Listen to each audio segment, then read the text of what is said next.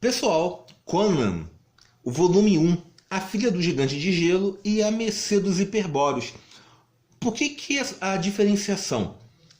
A Filha do Gigante de Gelo é um conto feito pelo Robert Howard, que é o criador do Conan. Inclusive, esse conto ele vem aqui no segundo volume do livro do Pipoca e Nanquim.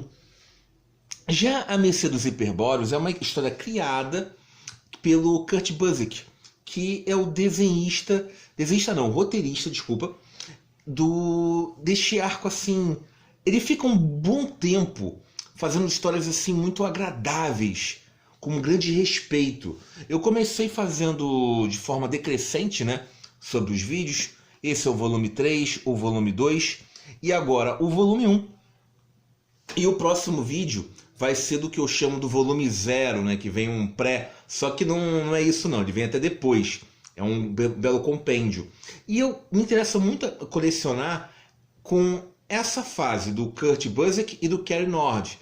Por mais que o Nascido do Campo de Batalha vai ser com o desenhista, que é espetacular, só que eu acho que eles têm assim...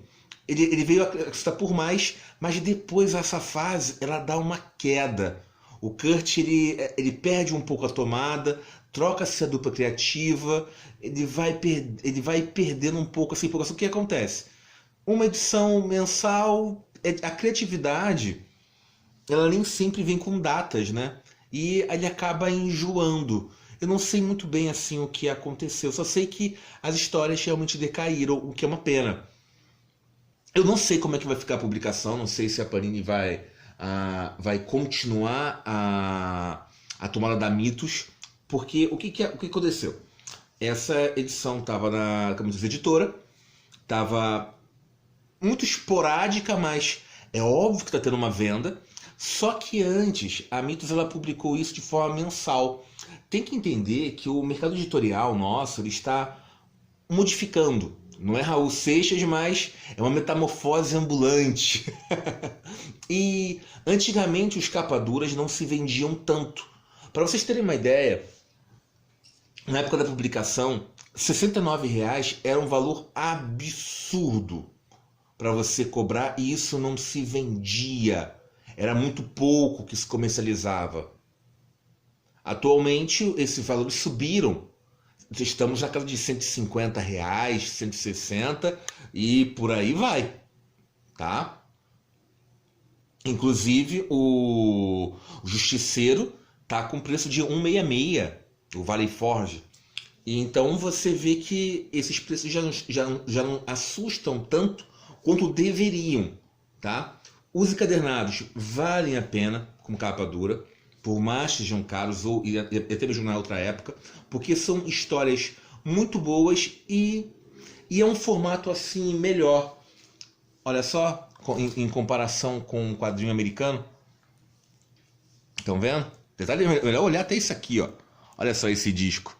Eu me amarro nessa edição. Gente, procura isso aqui em um sebo, só para pegar esse disquinho aqui em 3D, tá? Do Homem-Aranha. Estão vendo? Ó, é o Peter Parker, aí ele troca com o Homem-Aranha. Mas a história aqui é uma porcaria, tá? Só vale, é uma minissérie em 2 partes, pelo disco. Gente, eu ouvi falar de Conan e acabo mostrando, dando dica de Homem-Aranha. Falando em Homem-Aranha e Conan, eles têm uma diferença pela Marvel, tá? Porque o Homem-Aranha, ele acaba sofrendo muito nas mãos dos roteiristas. Já o Conan, ele acabou tendo uma sorte. A fase dele na Marvel, ele é muito bem tratado. Uma pena que ele saiu, aí ele fica um tempo migrando, assim, acho que sem editoras, eu não sei muito bem, certo? Eu sei que quando ele surge na Dark Horse, esse roteirista que é o Kurt Busiek, ele trata muito bem. E é o cara certo, porque antes ele tinha feito Marvels, ele é o roteirista do Astro City, que acaba pegando esse conhecimento histórico, quase enciclopédico, e aplicando muito bem e com respeito, e trazendo algo novo. É muito gostoso ler essas histórias. Se o Conan está tendo essa nova onda agora, quando eu lia esse volume mesmo, eu me apaixonei novamente pelo Conan. Na verdade, eu me lembrei do tipo, é por isso que eu gosto desse personagem, tá? Porque bons personagens, até você acaba lendo histórias por causa disso, mas é muito melhor quando bons personagens estão juntamente com boas histórias. Quer ver? O Demolidor, o Diabo da Guarda, que deu toda uma nova contenda pro Demolidor. Aí ele fica durante anos. É claro que oscila, é normal essas histórias mensais oscilarem, mas ele fica anos sendo bem cuidado. O Wolverine, na verdade, todos esses personagens, eles são meio abandonados. E o que acontece? O Conan, ele volta pra Marvel neste ano, e vou te falar uma coisa. Eu vi lá o Esat Ribic desenhando uma história e também roteirizando, mas uma história quase sem falas, né? Eu achei assim legalzinho. Aí eu li outras histórias e, na minha opinião, aquilo ali não presta. Outros vão dizer, nossa, o Conan tá de volta vibrando, né? O sangue tá fervendo. Eu não gostei, tá? Eu falei, é o mais do mesmo, não fez a mesma pegada da Dark Horse. Talvez eu que esteja mal acostumado, né? Aqui seja a exceção. Agora vamos lá, vou mostrar aqui. Comprei isso aqui no Mercado Livre. Comprei os 2 volumes. Tá ficando chato. Principalmente o Nascido em Campo de Batalha. Se vocês encontrarem, peguem, tá? Esse aqui você ainda acha pelo preço mais ou menos normal, mas vão comprar usados. Tentem olhar muito bem, ou pegar alguém que bem cuidou. Por exemplo, aqui eu tive que pintar, ó. Pintei de marrom.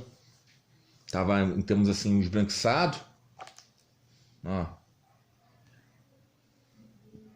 Eu não gosto muito de comprar quadrinhos ou livros assim de outras pessoas, não. O outro tava intacto, tá?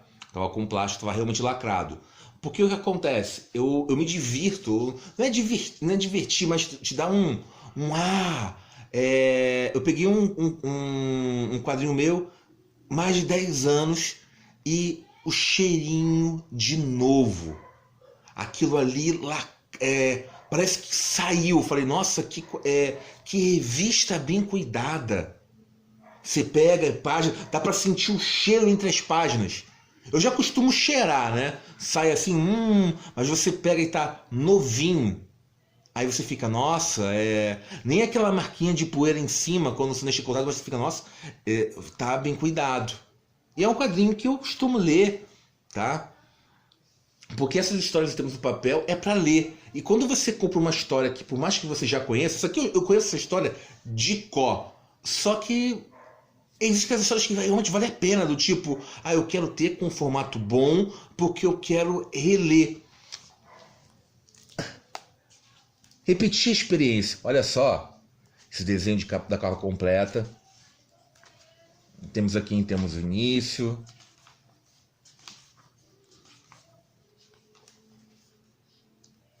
Vendo o traço do Kernord. Aí o Conan já surgindo. Olha só, isso que apareceu, ó. Vept.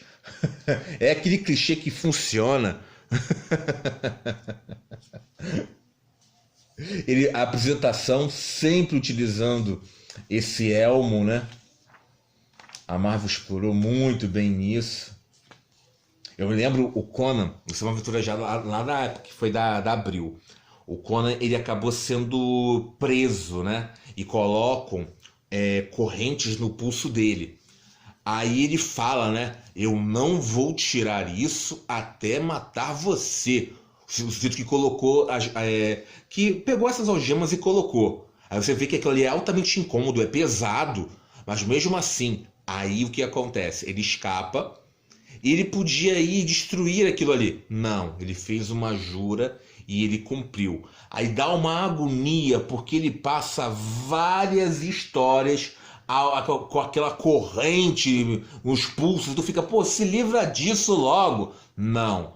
Aí quando ele encontra o sujeito, ele mata, e depois que ele mata, ele retira. Aí você fica, uau! E não foi uma história do Howard, tá?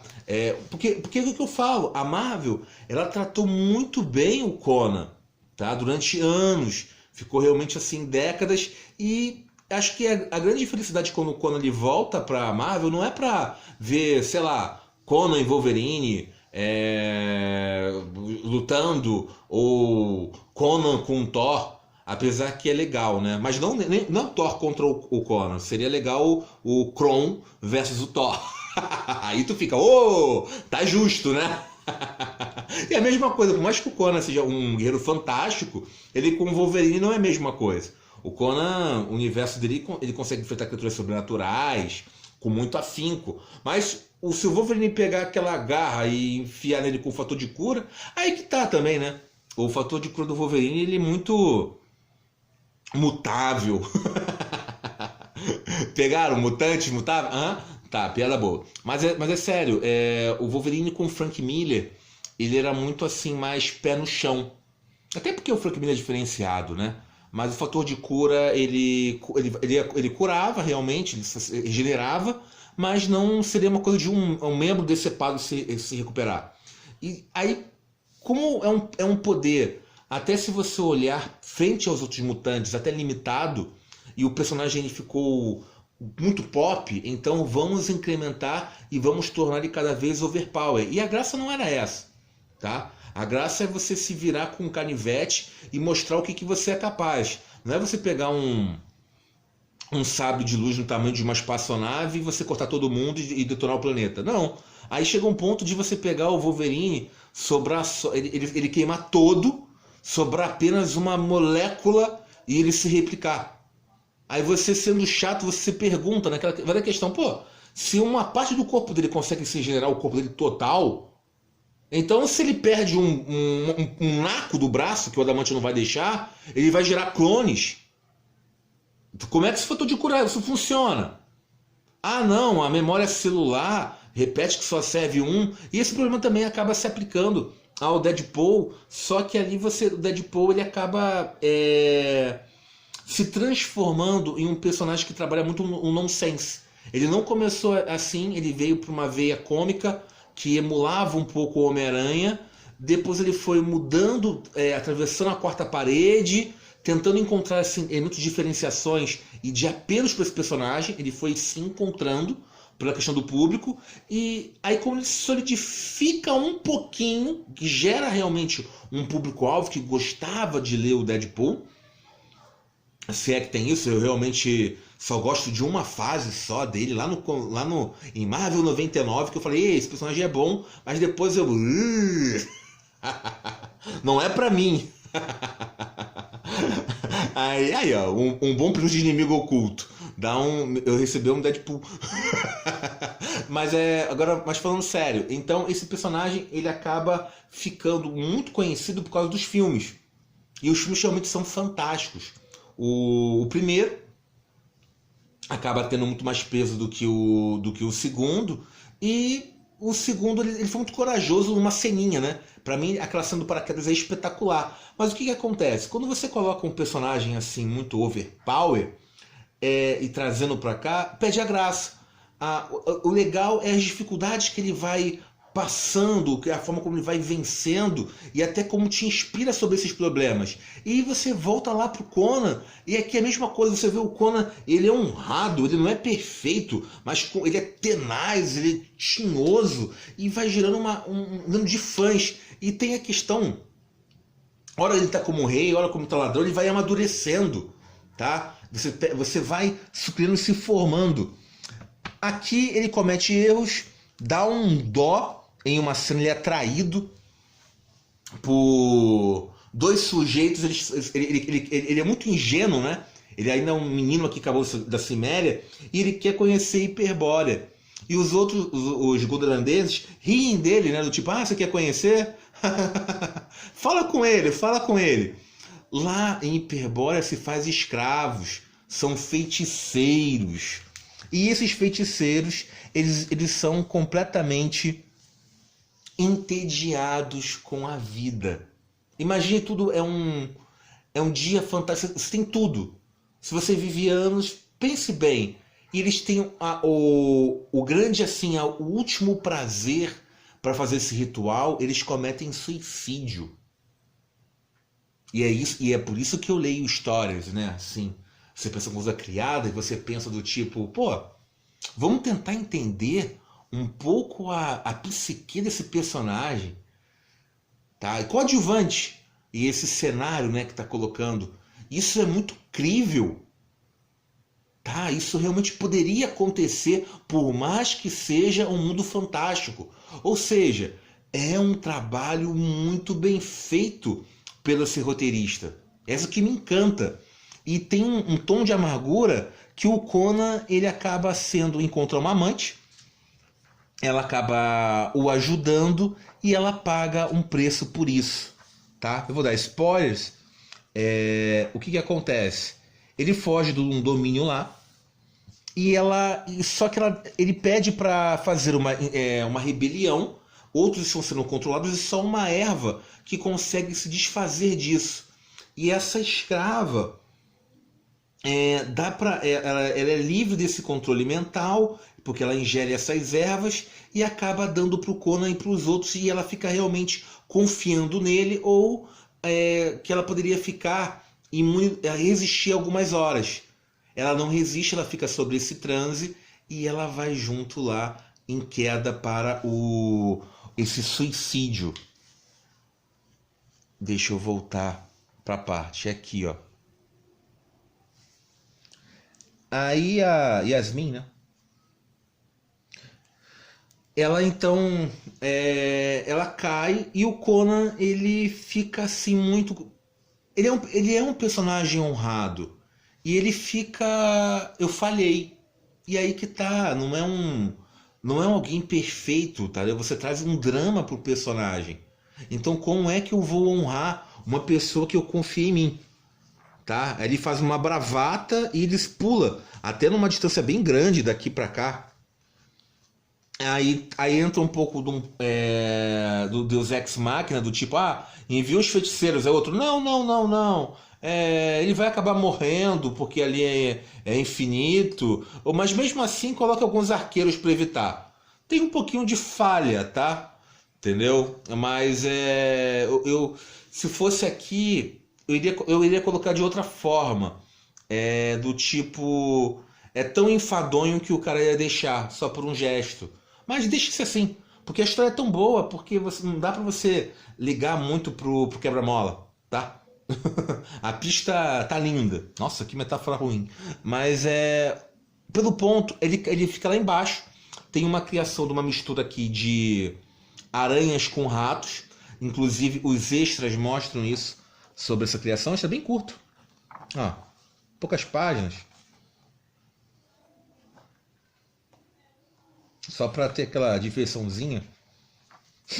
Grow. Aí o que acontece? Ele acaba enfrentando essas criaturas. Tem um quê que quem ele respeita como altíssimos são seres repulsivos, bem inferiores. Imagina, são seus deuses que vocês vão repousar, mas são ratos. Então não é uma questão de equilíbrio, mas um pouco assim, há um conforto nisso, né? Aí ele encontra alguém vivo que faz um último pedido, tá? Tudo isso fazendo um bastão para o roteiro, né? Um cajadinho para.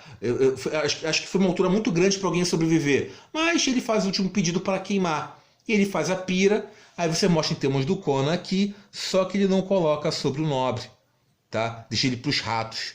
Ele espera que com essa pira encontre-se com os deuses e também que Yasmin encontre paz com isso. Depois ele pega algum ouro, que ele não é bobo, inclui um capacete e uma arma, e ele não sabe que arma ele já tinha, mas ele vai ali em busca de vingança. E o epílogo é interessante, tá? Ele vai caçando, ele paga lá e ele vai cortando, ó. Olha o que ele faz. Vem! Ele mata outro como se fosse um cão raivoso. E o sujeito tava pra pegar uma faquinha aqui e atrair, né? Ele, não, vem cá, Conan, meu amigo. Aí toma. Aí depois ele caçando, né? Aí vê o outro sai correndo. Eu pensei, vai ter luta. tropeça, de novo, o sentimento crível. Aí ele fala qual era o plano, que era uma traição só para pegar o Conan. Olha a reação dele de culpa, raiva, e depois pega uma espada e coloca na boca. Como eles estavam escondidos em uma outra vila, né? Essa vila tem regras. Olha só, essa parte é engraçada. Você aí, eu sou o magistrado local. Existem leis na Bitúnia, animal sanguinário. Alguém chame os guardas. Esse cara aqui é muito corajoso, né? Pelo ser um magistrado. Esses homens eram meus hóspedes e estavam... Aí veio o Conan. Esses homens eram traidores covardes que venderam o próprio povo para a escravidão e a morte.